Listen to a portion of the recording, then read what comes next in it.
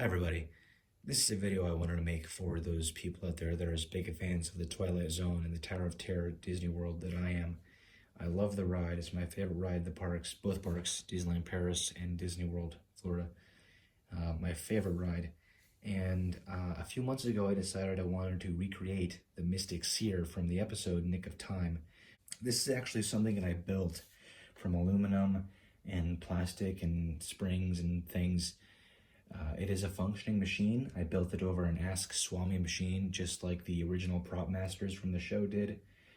This is a machine from manufactured, you can see on there, manufactured in 1953, 1958, and this is all the information on it, which is kind of obsolete right now.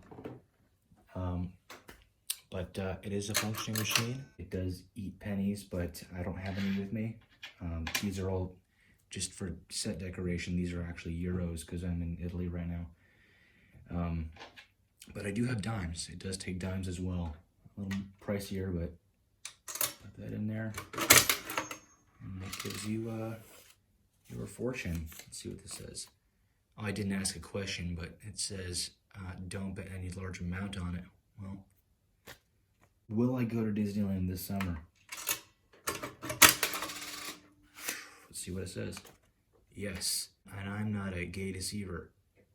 Well, it's definitely not politically correct, but you get the idea. There's the back. As you can see, the aluminum casing separates right here. And this is the original menu holder. This is the machine underneath. But I didn't want to add a back to this simply because then I wouldn't be able to get this machine out if I needed to. I'm gonna need to put these cards in at some point, cards back in, and I'm gonna need to get the coins out. There's probably about 30 coins in there right now from all the times I've used it since I built it. But yeah, let's go in for some close-up shots, and I'll explain a little more of what went into making this.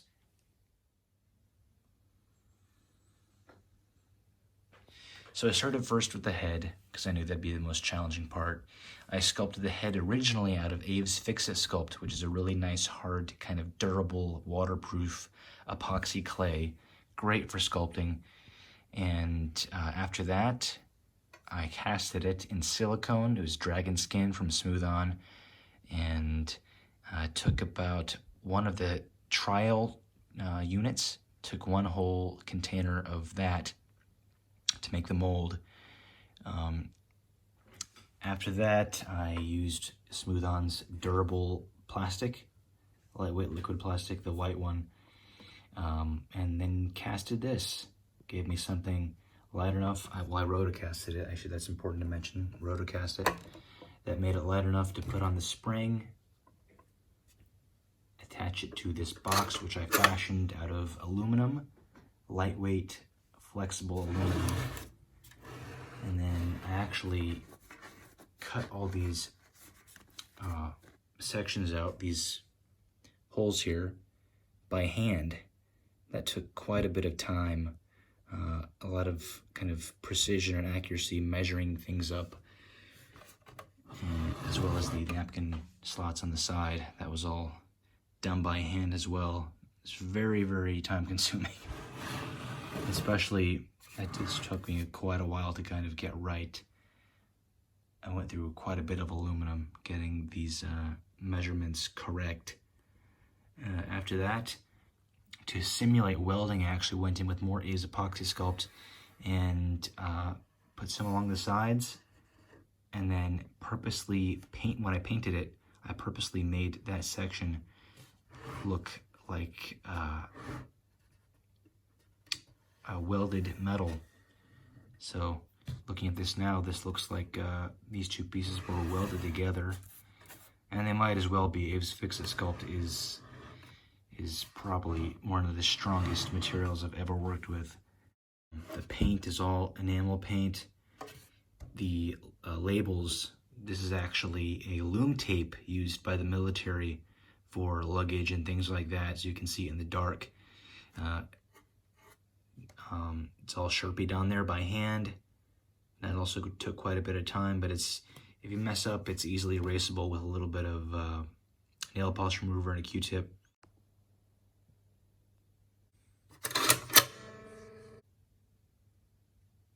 When making the head on top, I really wanted to kind of make it look cheap. The version of the episode is, I think, was intentionally made to look like it was a blown old plastic toy. I really wanted to give it kind of a cheap look, and that also linked over to the paint scheme. The paint I used is kind of a burnt orange color. It's not quite red, not quite orange, but something in between, that accompanied by some flesh tones underneath, gave for some really great kind of scratching, which was done intentionally on the high points, and all the high points, just to give it that kind of look that it's been sitting around a diner for years and years and years, and it's been played with many, many times. It's actually removable. So this comes off, so you can actually remove the head.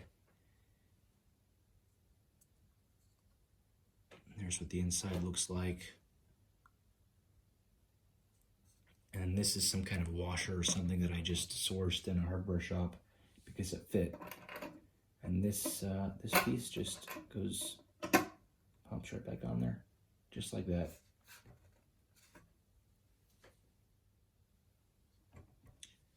So that's just about it from this video. If you've got any questions, leave them down in the comments. I'll be more than happy to answer them. I don't make these on commission. This is just something I wanted to share because, you know, it's just been sitting on a shelf being admired by myself and my wife for the past month, and I thought, you know, I want to put this out there. I want people to see it. If you want a copy, I have the dragon skin mold. If you do want a copy of the head for your own project, just hit me up. We can work something out. That's just about it though, everyone. If you enjoyed this video, make sure to go check out my other ones. I'm actually going to be doing a video showcasing more of my Tower of Terror props, prop replicas, coming up in a few days. So keep an eye out for that, and we'll be back with more very, very soon. Bye.